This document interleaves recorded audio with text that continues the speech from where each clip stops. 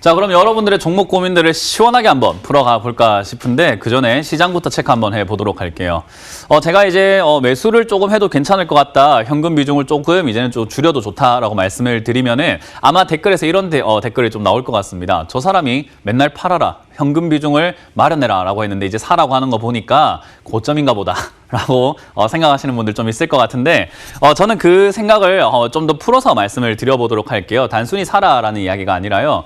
왜 제가 지금 현금 비중을 50% 정도는 확보를 해놓고 매매를 해야 된다라고 말씀드렸냐면 여러분들이 레포트를 많이 보시거나 그리고 투자 대가들이 하는 이야기들 그리고 주식에 대한 관련 뭐 뉴스라던가 그런 분석 같은 것들을 많이 보시게 되면 알 텐데 지금 현재 실물 경제는 아작이 났다라고 표현을 할 정도로 정말로 큰일 났다라고 보시면 돼요. 실업률도 굉장히 치솟아 올라왔고요. 그 미국 같은 경우는 실업률 그거 해소하기 위해서는 10년이 걸릴 것이다라는 분석까지도 나오고 있거든요.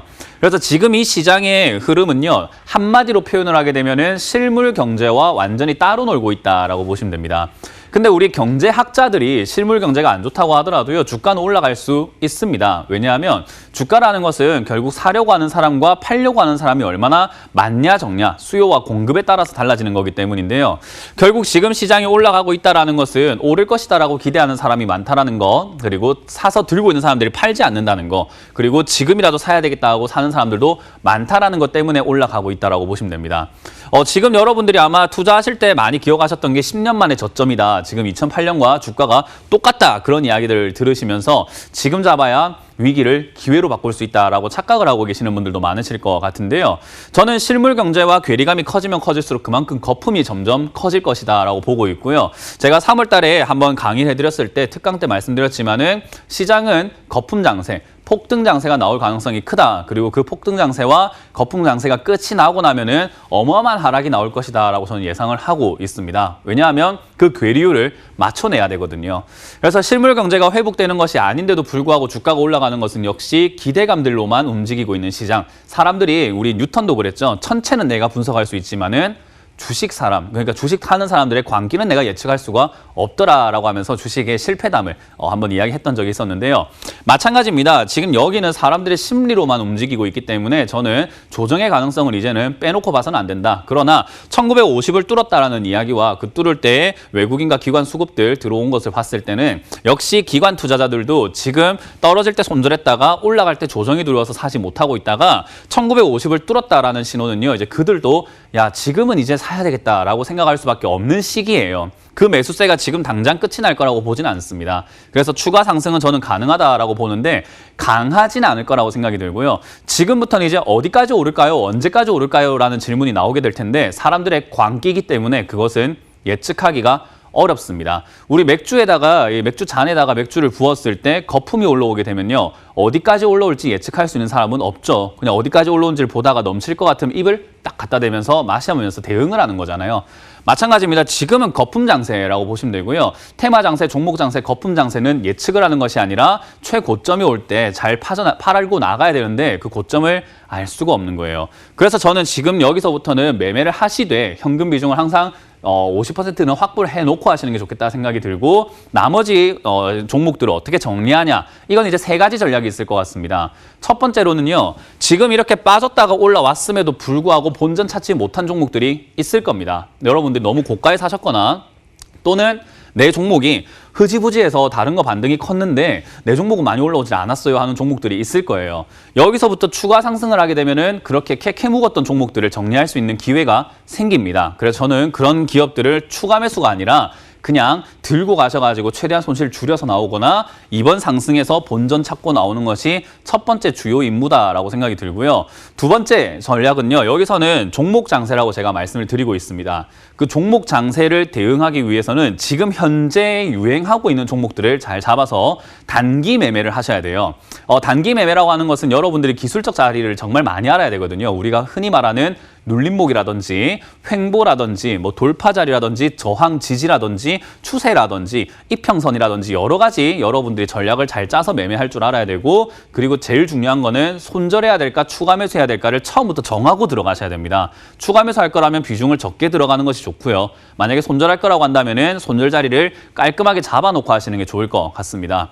자, 그게 두 번째 방법이고요. 그리고 세 번째 여러분들이 기억하셔야 되는 전략은 언제 빠질지 모르는 시장을 이제는 가고 있는 겁니다.